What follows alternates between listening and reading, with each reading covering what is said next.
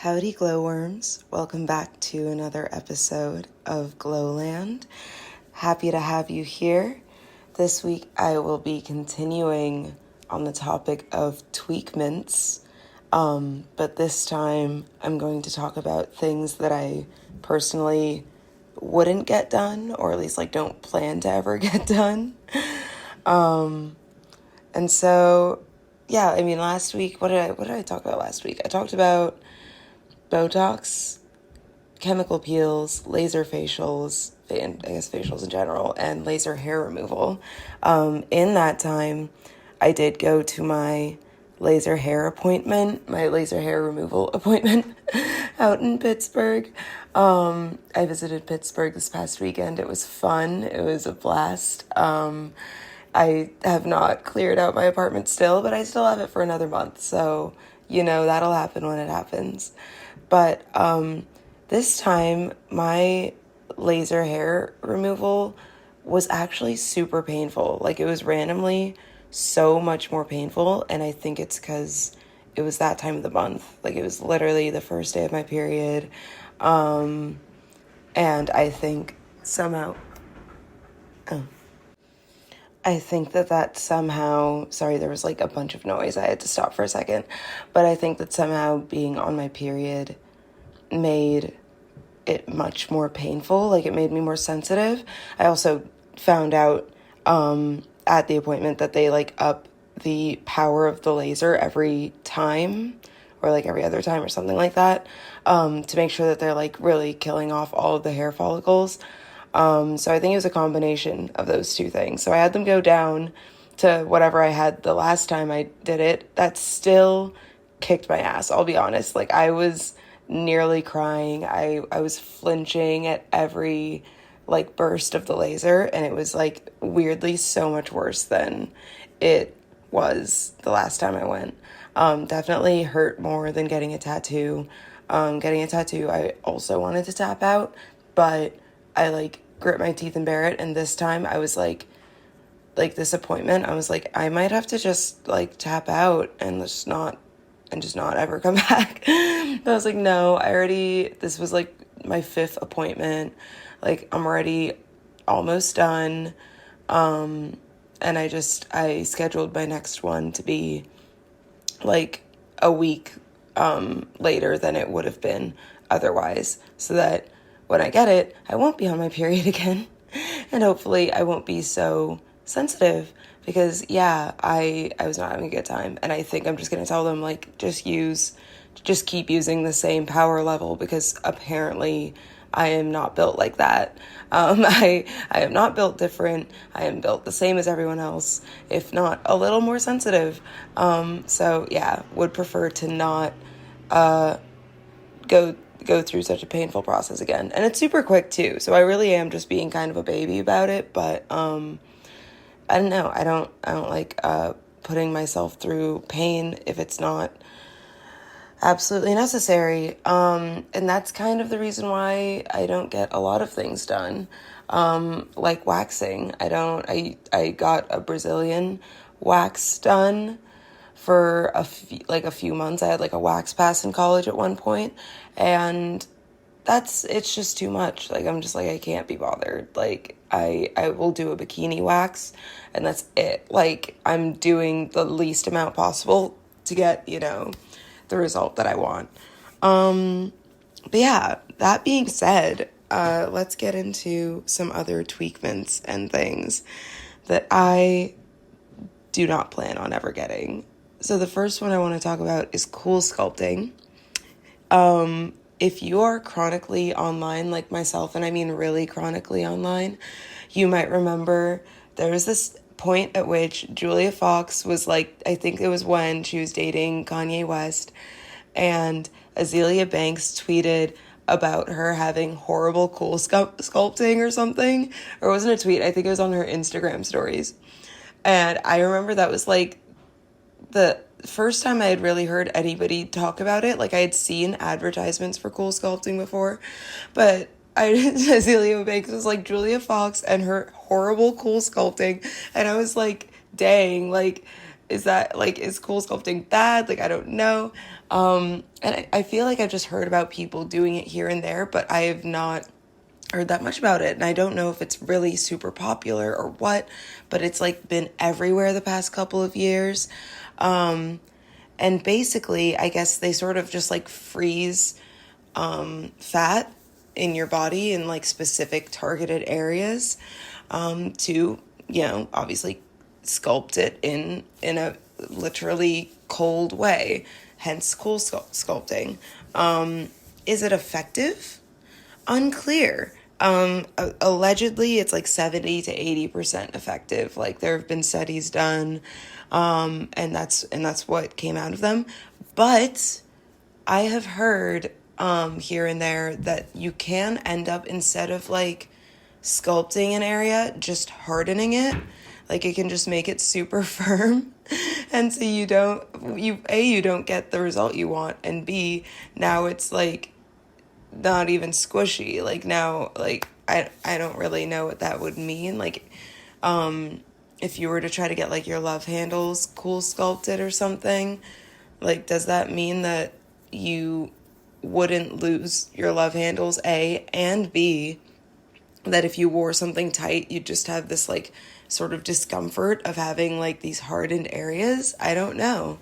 I have a friend who was thinking of getting it done on like sort of her jawline area, and I was like, girl, you need to double check, like do a bunch of research, because that it's like expensive. I mean, it's probably not the most expensive tweakment that you can get, but it's, it's a few $100s or something. And if it doesn't work, let alone like makes your problem worse, like I personally would be pretty angry. So yeah, personally wouldn't get that. I mean, I'm already like on the skinny side, so like it's not even like, it's not even something that I really ever seriously considered in the first place. But if for some reason I wanted to get some sort of sculpting done or something in the future, don't think I would get that one. Or like maybe I try it out on like a small area first, but I'm not trying to pay a bunch of money for something that might not even work or might cause new problems. So that's the first one. The next one I want to talk about is filler, which I think we all know at this point too much about filler. I mean, I now live in the land of filler. I live in the land of duck lips. I live in the land of people just getting an entirely new face, just made of filler. There are different kinds of fillers. There's silicone, which is, I think that's kind of like more the old school one that people used to get a lot. But the thing about silicone is like it doesn't dissolve over time. And so I think with any filler that you get, migration is like a big risk. It can just move to a totally different part of your face, or, just like near where it was. So people will get like weird bumpiness in their lips, or they'll get like their lips will just be like really misshapen because of migration. And if you're getting hyaluronic acid, then, that's the other like common kind of filler that just naturally is reabsorbed by your body, because your body naturally produces hyaluronic acid. So like if I were to ever get filler for whatever reason, that's the one I would get.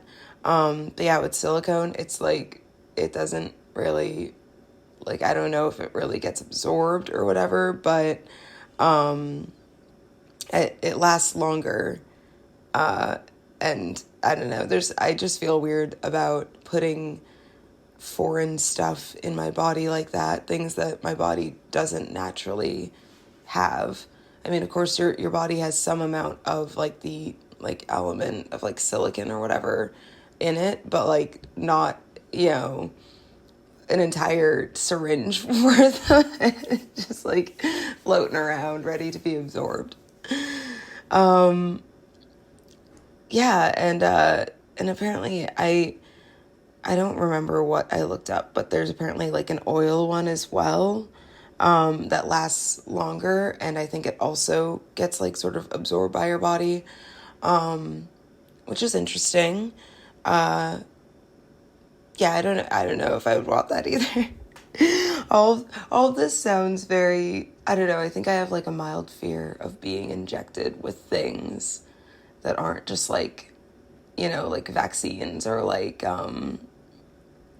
general, like anesthetic and, like if it's not like some kind of medicine thing, like I don't want it. Like I don't like the idea of just having something sitting in my face.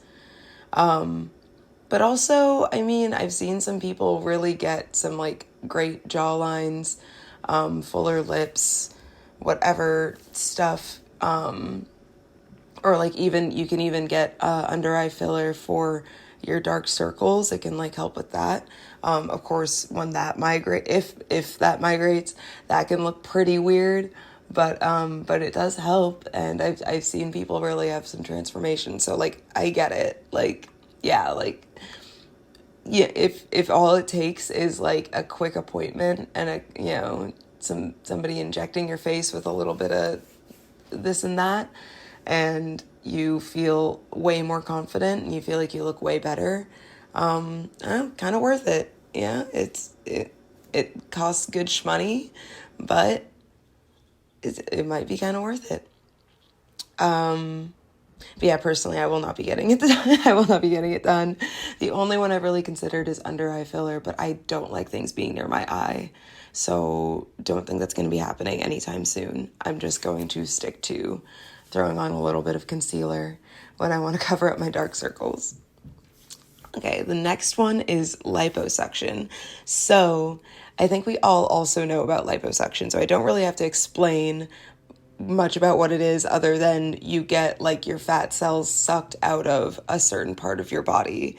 And like, I mean, the quickest way to lose weight, right? Obviously, you just suck the fat out of your body. The thing about sucking fat out of your body is that, like I said, you're sucking the fat cells out.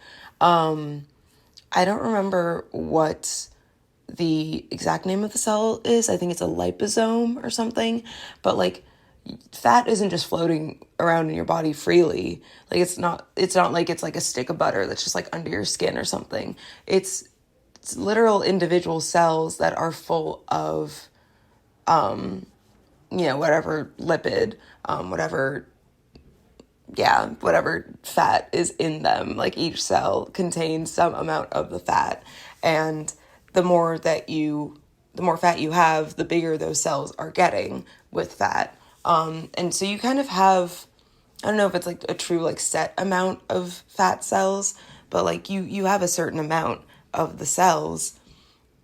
And when you get liposuction done, you're literally removing those cells from your body. Now, what this means is, obviously, this is a super quick way of losing fat, but what I've heard, and I need somebody to like fact check this or something, like y'all should definitely Google this after hearing this, but what I've heard is that if you gain weight after having liposuction done, the areas that you removed your fat cells from aren't gonna like really gain a lot of weight because there aren't any fat cells there to, take on that fat.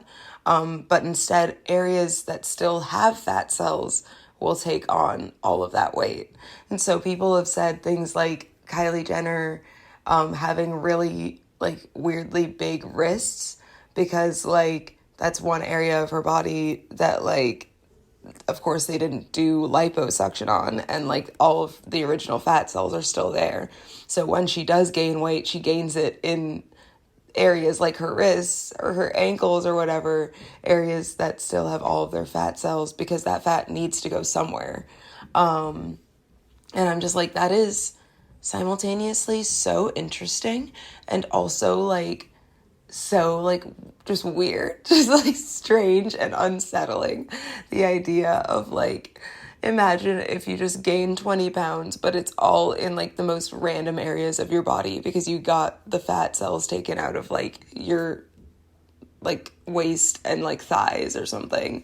And so now like it's all going to just like your ankles or your neck or, you know, like just like your shoulders or something. Like that'd be so strange because it doesn't have another place to go.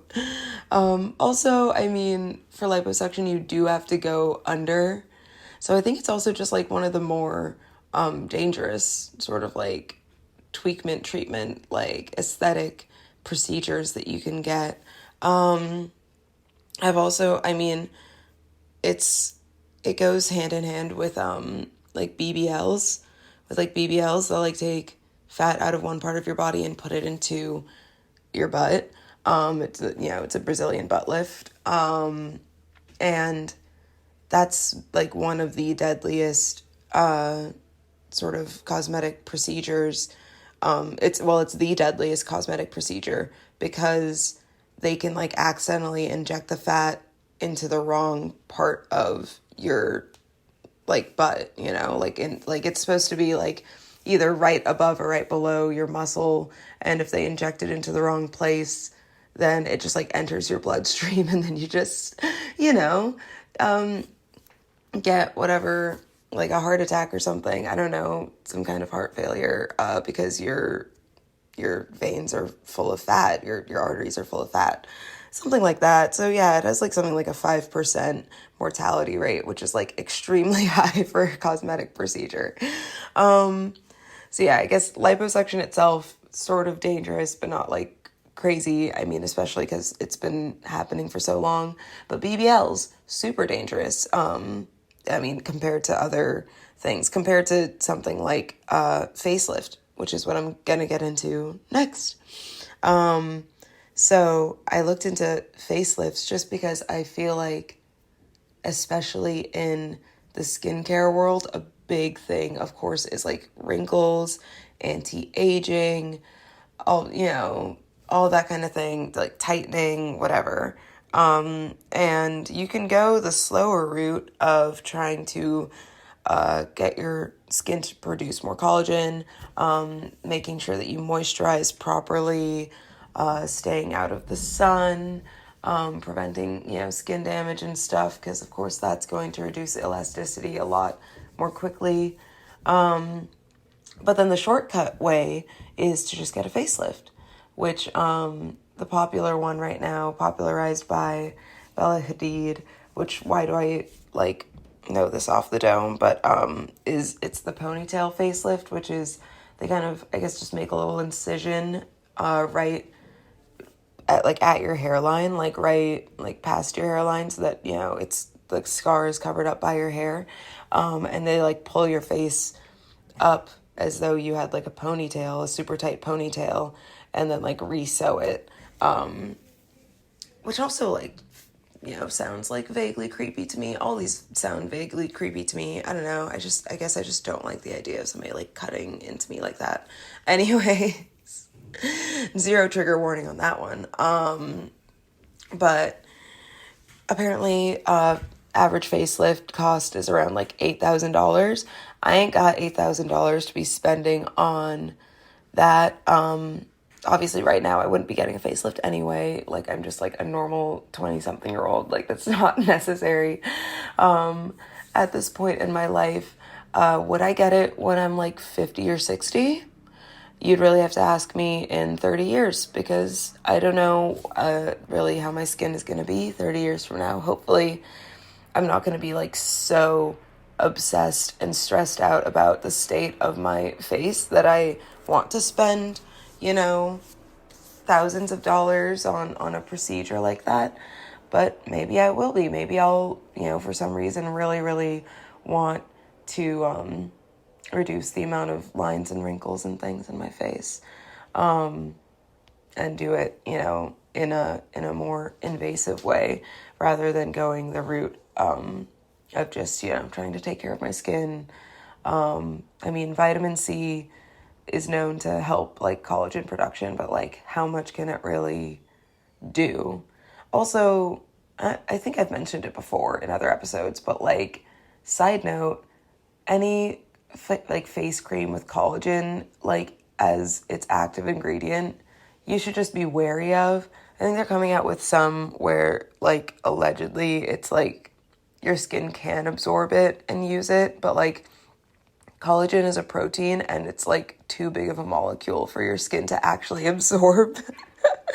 So like any creams with like that say collagen and stuff, they ain't doing shit. Like I'm gonna be so honest, like that's probably not doing anything for like your skin's like plumpness or elasticity or anything. So like just be wary of that. Just like do some research if you're getting into collagen. Same thing with like consuming collagen.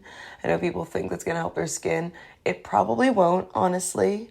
Because once again, it's a protein. Your body's probably just going to absorb it and process it the way it would any other protein. It has probably a better chance of giving you some muscle than it does of giving you any firmness or plumpness or whatever in your face. Though I have also heard that consuming collagen can be good for your gut health. So that's kind of cool. Something to look into, something to think about. But yeah, I should talk more about gut health on this podcast because, I mean, that really contributes to your skin health. Gut health is kind of everything. Anyways, yeah, all that being said, probably not going to get a facelift. But, you know, only time will tell. And last but not least, I just threw this in as like I have so many side notes and caveats and like things in this episode because really everyone's body is their own. Like you can do whatever you want to your body. Like make sure you just go to like a practitioner that you can trust, like a clinic you can trust. Make sure you do your research. Make sure that you really do want something because like stuff costs money and you don't want to get something done and then regret it. And it's like, this cost me time and money and like I thought it was going to be so good for me and like my self-image and like self-esteem or whatever. And if things don't work out, that's like almost as annoying as the problem was in the first place, you know? Sometimes it's more annoying. So this last thing is like not really even like skincare related. It's like just aesthetic related. I mean, I already talked about liposuction, which isn't really skincare related either. But this last thing is Ozempic and Wegovy.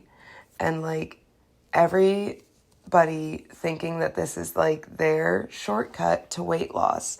And I only wanted to bring this up because it's one of those things where it's like a classic case of everybody jumping on board some kind of like health / wellness / aesthetic / weight loss train, which really mainly weight loss and like, I don't know, people's obsession with losing weight, even when it's like they are a healthy size. It's like if you're not healthy, like if you're unhealthily like obese or whatever, even saying clinically obese is kind of a wishy-washy thing to say because as I think we all know, BMI is like a little bit BS. Like it's not really the best indicator of health. But Ozempic is really just like part of this, I don't know, like especially within celebrities, like this obsession with being super thin, losing weight, and taking shortcuts. And it's just like not healthy. And it's meant for diabetic people. And there, of course, was all the controversy like a year ago about how people who actually have diabetes and actually need these drugs, they couldn't get them because they were being bought up by rich people who wanted to lose weight in like the quickest way possible. And we don't even know like the long-term effects, like people, like what happens if you're on Ozempic or Wegovy for like a year and you lose, you know, whatever 50, 60 pounds that you wanted to lose, and then you get off it. Like what happens? Do you gain that weight back immediately? I mean, it kind of works as an appetite suppressant. And so you literally just eat less. Like you just forget to eat. You eat way less. And of course, when you're not eating anything and you're in this like severe caloric deficit, you're gonna lose a bunch of weight. It's generally how things go. But, like, that's also not good nutritionally. Like, you need to eat not just to maintain, a healthy weight, but to literally get the nutrition your body needs. So, like, I imagine people with a lot of money who are doing this have, like, some kind of, nutritional plan, some kind of supplement plan behind them to make sure that they're getting all of that stuff that they need. But in the end, I'm like, is it worth it? I guess if I were in the public eye like that, if I were like a celebrity or something, and like I was tired of tabloids talking about how I had gained 30 pounds and she can't lose the baby weight or whatever, like, yeah, I might go to the extreme of buying a diabetes drug to lose weight. But, like, of course, as a lay person, no. I mean, I cannot speak to the struggles of being in, like, a bigger body. I've been basically the same size my entire life. But I don't know. I don't know if I would risk being on a drug meant for somebody who has an actual medical issue that I don't have.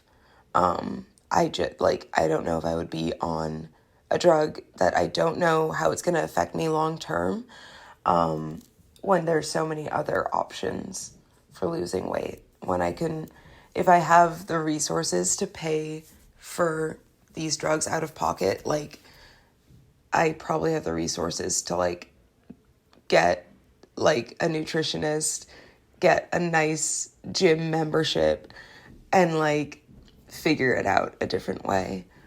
So yeah, maybe it just all comes down to the amount of time people have. I don't know. Maybe I'm, like, being way too nice to, all the people who have sort of gone through with this, like, whole trendy weight loss solution. But in the end, yeah, personally wouldn't do it.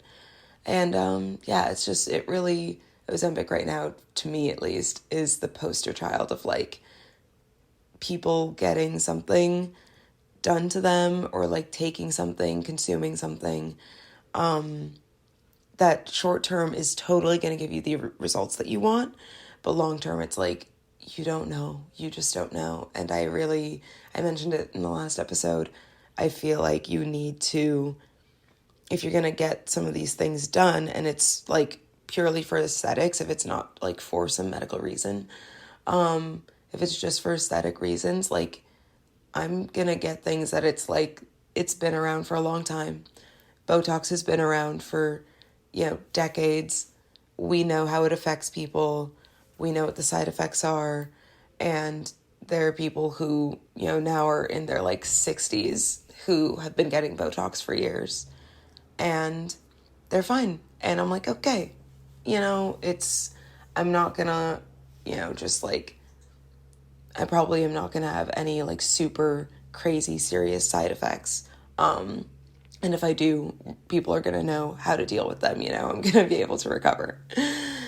But yeah, those were all of the tweakments I wanted to talk about this week. I hope that wasn't too scary of an episode. This probably should have been a Halloween episode. Did I say that last week? Tweakments are definitely spooky for me.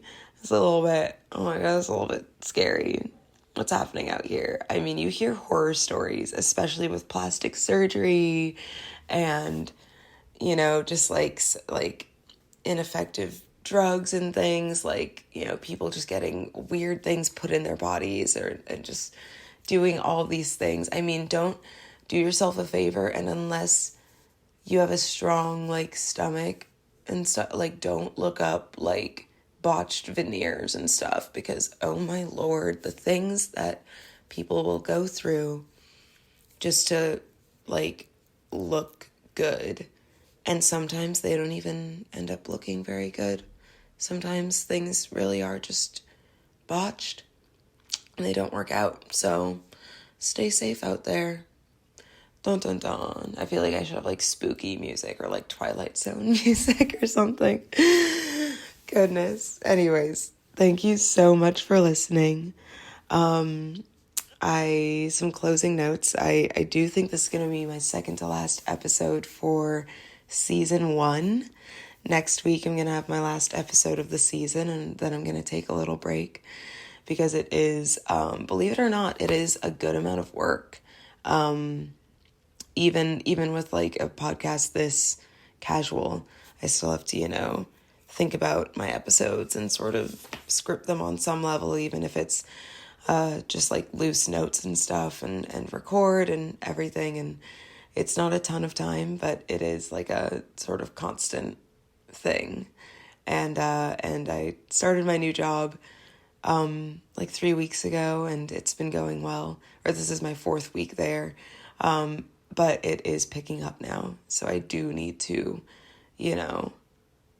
focus on that, because that's what actually pays the bills. I haven't monetized Lowland at all, and that's fine. Like, I don't need to, but it, I do need to focus on my actual job for a little while. So until I sort of get some more balance and maybe figure out, I don't know, I'm thinking about getting like a studio space or something, just so I can have a consistent place to record and like a consistent schedule for it. Until then, I'm gonna sort of take a little break. And I mean, if there's anything that anyone wants me to talk about in season 2, or any ideas anyone has, or if anyone wants to be on in season 2, if anyone wants to be a guest, just DM me. Same Instagram handle as ever, glowlandskin. But yeah, that's about it for this week. Thanks again, and I'll talk to you guys later. Bye.